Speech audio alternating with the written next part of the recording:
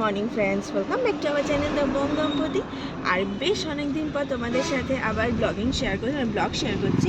আর আশা করি তোমাদের খুবই ভালো লাগছে আমাকে এই অবস্থায় আবার ব্লগিং করতে দেখে, বিকজ তোমাদের সাথে বেশ বিগত প্রায় 1 বছর হয়ে গেল কোনো ব্লগ শেয়ার করিনি। বলতে পারো কোনো টেকনিক্যাল ইস্যুস থাকতেও পারে, আবার কোনো পার্সোনাল প্রবলেমও থাকতে পারে।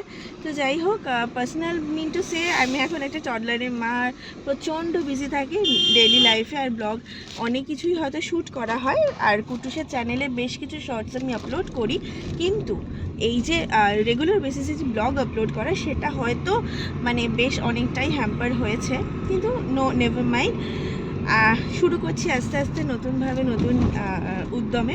তো চলো, তোমাদের আমাকে এই ফিরে আসাটা তোমাদের কেমন লাগছে সেটা অবশ্যই কমেন্টে জানিও। আর তোমরা কেমন আছো সেটাও কিন্তু কমেন্টে জানিও। তো চলো, বুঝতেই পারছো একটা জার্নি স্টার্ট করেছি, 4 হুইলারে যাচ্ছে। আর এখানে দেখো কুট্টুস শুয়ে আছে, মানে ও একেবারে মানে তন্দ্রাচ্ছন্ন, বিকজ ওকে ঘুম থেকে আমি সদ্য তুলে নিয়ে চলে এসেছি। আর অ্যাকচুয়ালি এই সময়টা না বেরোলে না পুরো ট্রাফিকের মধ্যে ফেসে যাবো আর কি, একটু দূরেই যাচ্ছি।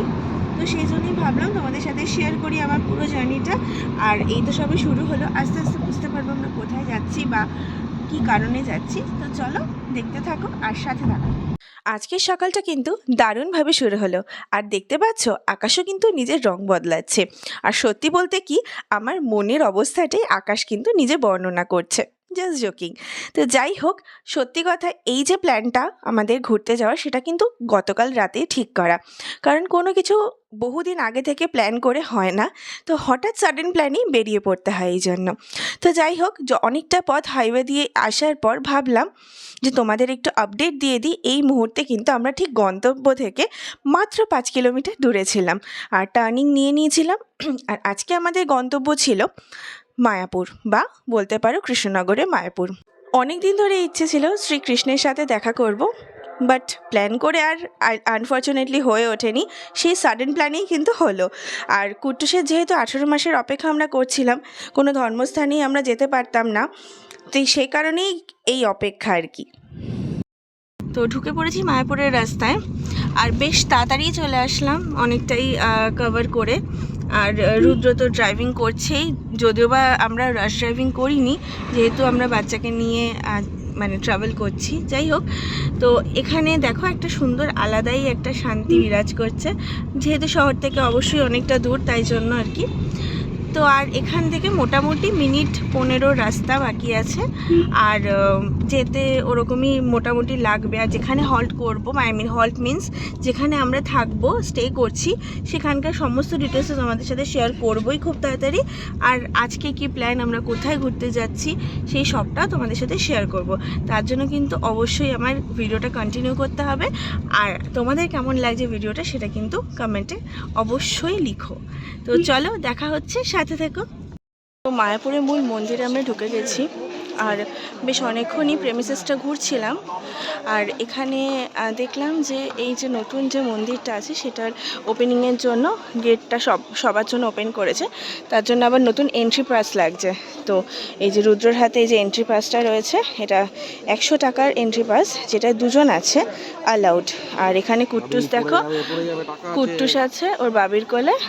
আর এখন আমরা এই মন্দিরে ঢোকার পালা। চলো, যদি ভেতরে ক্যামেরা অ্যালাউড থাকে তাহলে তোমাদের সবটাই ভিডিও করে দেখাবো। মূল মন্দিরের ভেতরে তো ক্যামেরা অ্যালাউড ছিল না, আমরা ঢুকে সম্পূর্ণটা খুব সুন্দর উপভোগ করেছি। আর অ্যালাউড থাকলে তো আমাদের সাথে অবশ্যই ক্লিপ শেয়ার করতাম। আর তাছাড়াও বা আমরা এতটাই জার্নিতে মানে উইক হয়ে পড়েছিলাম, আর কুট্টুসও যেহেতু খুবই মানে উইক লাগছিল, তো সে কারণে আমরা প্রথমে গিয়ে চেঞ্জ করে ফ্রেশ হয়ে তারপরে আমি আবার মন্দিরে এসেছিলাম ভোগ খাওয়ার জন্য। কারণ দেখো, আমরা যেই সময় পৌঁছেছিলাম ভোগের কুপন তখন দেওয়া হচ্ছিলো, আর আমরা খুবই ফরচুনেট ছিলাম যে আমরা সেই কুপনটা পেয়েছি। আমরা গাড়িতে বসে বসেই অপেক্ষা করছিলাম যে কতক্ষণে পৌঁছাবো আর কুপনটা কাটবো, আর শেষমেশ তো পেয়ে গেছি। তাই তোমাদের সাথে আমি ভাবলাম যে এর ফাঁকে ফ্রেশ হয়ে তারপর তোমাদের পুরো মন্দিরটা ঘুরিয়ে দেখাই।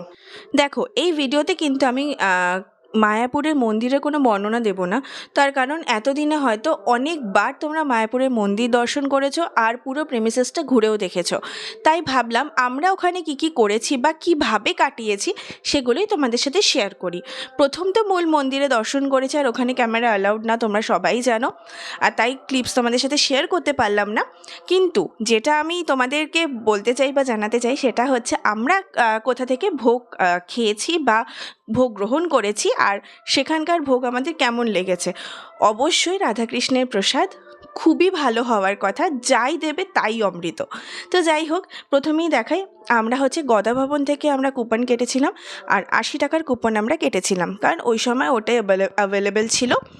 আর সত্যি বলতে কি, আমরা প্রথমে গদা ভবনে খাবার খেয়েছিলাম বা প্রসাদ গ্রহণ করেছিলাম, আর আমাদের এতটাই তৃপ্তিদায়ক লেগেছিল, তাই সেকেন্ডবারে আমরা আর কোথাও না খোঁজ করে ডিরেক্ট গদা ভবনে গিয়েই টিকিটটা বা কুপনটা কেটেছিলাম।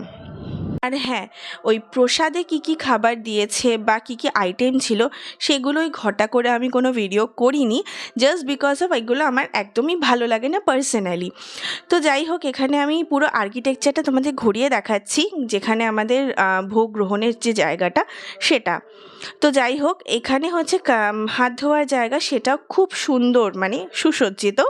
আর আজকের ভিডিওটা এইটুকুই, কেমন লাগলে অবশ্যই জানিও, কমেন্ট করো।